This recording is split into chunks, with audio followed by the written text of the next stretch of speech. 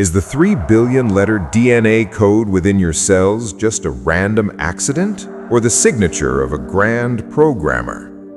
While atheists demand laboratory proof for God, the deeper we look into the cosmos, the more we find a meticulous design that points to a supreme intelligence. For decades, Western scientists mocked ancient scriptures as mere myths, but now they are baffled.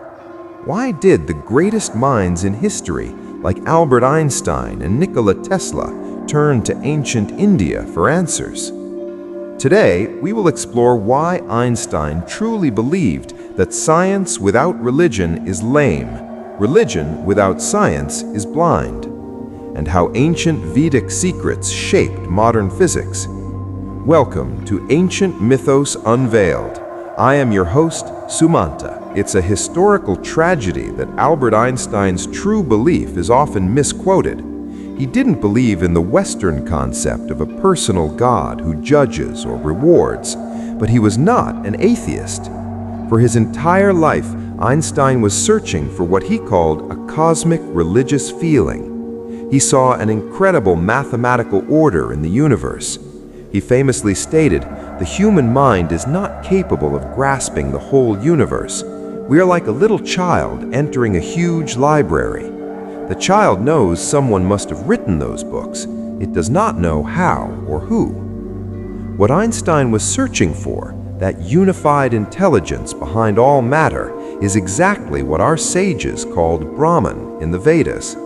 He spent his final years trying to unify gravity and electromagnetism, a quest that Vedanta had solved thousands of years ago with the concept of the singular source of all energy. But Einstein wasn't alone. The pioneers of quantum mechanics didn't just find inspiration in the Vedas, they found answers that Western science could not give. The depth of their conviction proves that they didn't just use these concepts, they fundamentally believed that ancient Hindu scriptures contained the keys to understanding reality.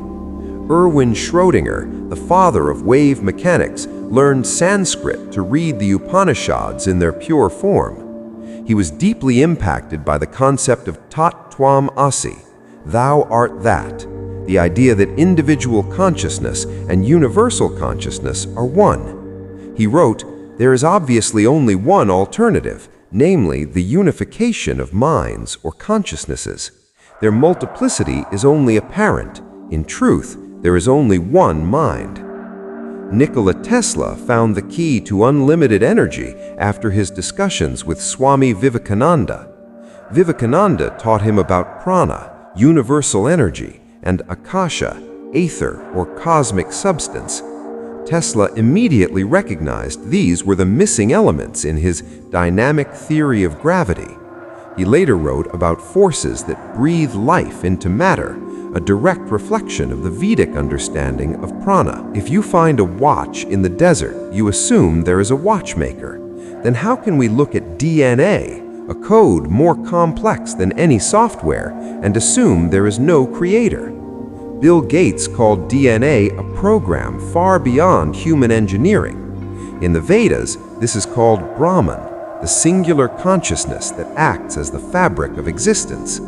It is not a bearded man in the sky, but the very intelligence that instructs a seed to become a tree and a cell to become a human. This brings us to a crucial question. What makes Sanatan Dharma different? While other faiths give you rules to follow and a God to fear, Sanatan Dharma gives you a philosophy to live and a divine to discover within yourself. Other major theological doctrines claim the universe was created in a few days and is only about 6,000 years old. Science, however, tells a different story. It tells us the universe is billions of years old. This is where Sanatan Dharma stands supreme. The Rig Veda and the Puranas are the only ancient texts that describe infinite cycles of cosmic creation, sustenance, and destruction lasting for billions of years.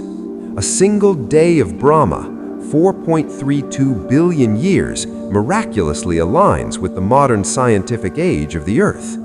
No other religion or scripture on Earth comes even close to this level of cosmological accuracy.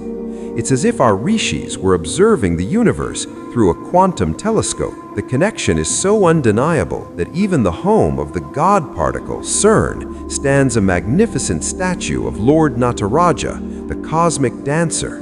It is a powerful admission by modern scientists that the rhythmic dance of Shiva is the most accurate mathematical metaphor for the cosmic dance of subatomic particles. And then there's the famous Oppenheimer moment. Oppenheimer's deep immersion in Sanatan Dharma is undisputed. He even taught himself Sanskrit to read the texts directly. When the first atomic bomb exploded, he didn't turn to any Western scripture. In a moment of absolute truth that only the Gita could capture, he quoted Lord Krishna from the Bhagavad Gita, "Now I am become death, the destroyer of worlds." He recognized that the terrifying power he had unlocked, the power of Kala, time, and Astra, weapons, was already understood in ancient India. This confession from the father of the atomic bomb is the ultimate proof that the knowledge of the Vedas is not just mythology, it is advanced prophetic science. In conclusion, science gives us the how, but Sanatan Dharma gives us the why. Sanatan Dharma is not a rigid dogma, it is a profound science of life that encourages you to question, to meditate, and to find the divine within yourself rather than in a distant heaven. As we move from the age of information to the age of consciousness, the world is inevitably returning to the Vedas. What do you think? Are scientists merely catching up to what our sages knew 5,000 years ago? Let me know in the comments. If this journey moved your soul, hit the like button and subscribe to Ancient Mythos Unveiled for more explorations into the intersection of mystery and mythology. I am Sumanta, and I will see you in the next mystery. Stay blessed and stay curious.